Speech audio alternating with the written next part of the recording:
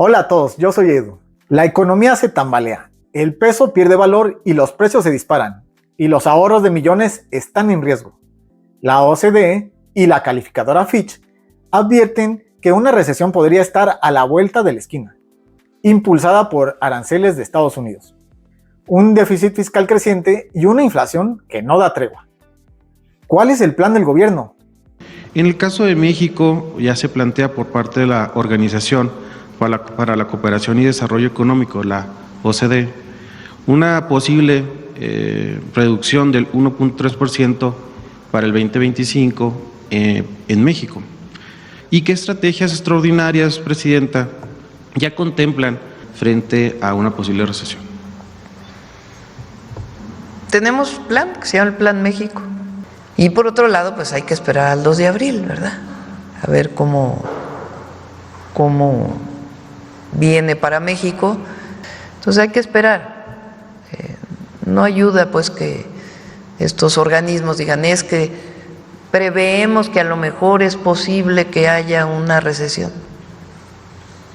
A lo mejor deberían decir, bueno, sugerimos que se haga esto y esto y esto y esto, sería mejor.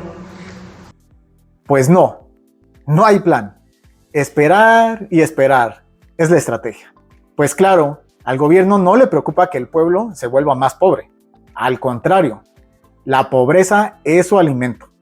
Recuerda que los gobiernos de izquierda se fortalecen entre más pobreza exista, pues más grande se vuelve su base de votantes, a los cuales los mantiene cautivos dándoles apoyos. Estos, al recibir los apoyos, vuelven a votar por el partido del gobierno y así se repite el ciclo interminablemente. Pero tú, ¿qué harías si tu dinero valiera la mitad en un año? Pues no estás indefenso. Hay una herramienta que puede protegerte. Quédate hasta el final del video que te voy a explicar cómo puedes proteger tu dinero.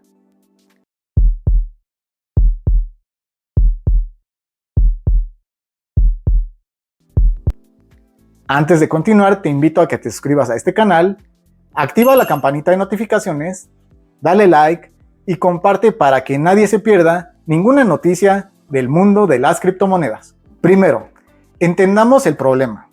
Heraldo Televisión, y como se lo comenté, la OCDE alertó sobre una posible recesión económica en México por la imposición de aranceles de Donald Trump.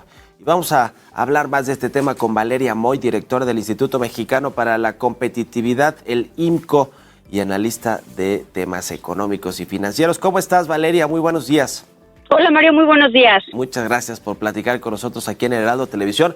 Pues a ver, la OCDE, ¿qué te parece este pronóstico? Es de los más bajos, ¿no?, que se tienen para el crecimiento económico de México, con o sin aranceles, porque sin aranceles de Trump estancados en el 2025 y con aranceles caeríamos 1.3%.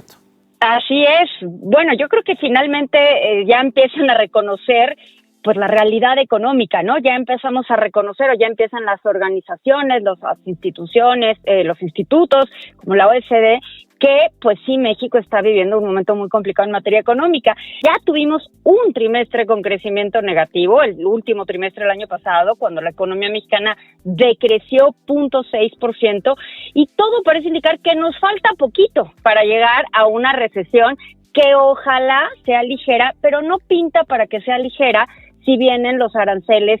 En efecto, la OECD está estimando que la economía mexicana caería 1.3%, ya es franca recesión este año, y una caída de 0.6% para el año que viene. Entonces, sí estamos hablando de una caída económica duradera, porque pensar en 2 años con crecimiento negativo es bastante negativo para la economía. Y bueno, el mejor escenario, Mario, así como bueno, y si no les ponen aranceles y si las cosas se acomodan, el crecimiento sería de 0.1%. ¿Qué es lo que está generando una mayor expectativa de que no vamos a crecer o que vamos a caer en la economía este año? ¿Cuáles son los factores más relevantes? Yo creo que viendo los datos de inversión me parece que reflejan con mucha claridad la incertidumbre, pero no es únicamente, Mario, sí, la incertidumbre comercial, por supuesto, es terrible, por supuesto está saliendo carísima para el país, pero hay también incertidumbre local, hay también incertidumbre de lo que está sucediendo en México, porque la caída en la inversión empezó mucho antes de que se estuvieran materializando estas amenazas arancelarias. Entonces yo creo que hay temas locales, en particular a mí me parece que la reforma al Poder Judicial es bastante negativa para dar certidumbre a la inversión, y luego pues a eso le sumamos los aranceles. El tema del mercado interno, ¿cómo se ve, Valeria Moy, el consumo, el empleo? Con los indicadores que tenemos hoy, en este momento, no están muy sólidos. Cuando vemos los datos de creación de empleo formal, y nada más para tener como una referencia más clara en cuanto a tiempo, 2024 fue el peor año en materia de creación de empleo formal desde 2009. Claro, sin considerar el año de la pandemia, donde hubo una caída enorme de empleo. Si hablamos de consumo, el consumo se quedó prácticamente estancado durante 2024. Es más, cayó ligeramente, cayó 0.8%. La inversión durante todo 2024 cayó 4%. Entonces, no es que estemos como muy sólidos o muy fuertes para enfrentar una recesión. Vamos a ver, los datos que tenemos de inicio de año de 2025 tampoco muestran una enorme solidez, ¿no? Va despacito. Y el Plan México, a mí me parece que tiene un potencial importante, pero el potencial solo se concreta, Mario, pues si se hacen cosas, ¿no? No únicamente diciendo que se va a fortalecer el mercado interno. Y, por ejemplo, uno de los mayores temas que tenemos hoy en día en México es la falta de energía eléctrica, la escasez de energía eléctrica que permite el crecimiento. Ya no estamos hablando de la energía eléctrica, evidentemente, de las casas, pero pues, por ejemplo, hablamos de estas inversiones de centros de datos que simplemente no se pueden concretar porque no se pueden conectar a la electricidad, y pasa exactamente lo mismo con parques industriales que están en el centro y en el norte del país, que simplemente quieren operar, pero no tienen energía eléctrica para poder operar. Pero pues una cosa son las buenas intenciones, Mario, y otra cosa es pues ponerse a hacer las cosas, como la parte de energía, porque sin energía no va a haber Plan México ni plan alguno que funcione. En una recesión, el peso mexicano sufre. ¿Recuerdas las crisis del 94? El peso se desplomó más del 50% en meses. En 2009 perdió casi un 20% frente al dólar. Hoy, con amenazas como aranceles del 25% propuestos por Estados Unidos, nuestro principal socio comercial, y un déficit fiscal que supera el 5% del PIB, el escenario es preocupante. Si el peso se deprecia, todo se encarece: comida, gasolina, medicinas, y tus ahorros en el banco, que parecerían seguros, pierden valor silenciosamente por la inflación, que ya ronda el 5% y podría subir más. Depender solo del sistema tradicional es como construir tu casa sobre arena en temporada de lluvias. Entonces, ¿qué hace a Bitcoin diferente? A diferencia del peso, Bitcoin no está controlado por ningún gobierno ni banco central. Es descentralizado y su oferta está limitada a 21 millones de unidades, lo que lo protege de la inflación descontrolada que vemos en las monedas tradicionales. Piensa en esto: mientras el Banco de México imprime más pesos para cubrir deudas, reduciendo su valor, Bitcoin mantiene su escasez, como el oro, pero en versión digital. Desde su creación en 2009, ha pasado de valer centavos a miles de dólares, incluso superando crisis globales. Por ejemplo, entre 2015 y 2020, mientras el peso perdió un 40% frente al dólar, Bitcoin creció en más de 3000%.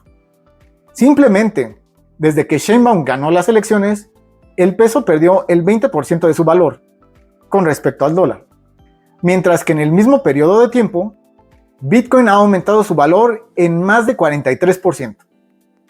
Bitcoin no es una apuesta a corto plazo, es un refugio a largo plazo contra la incertidumbre.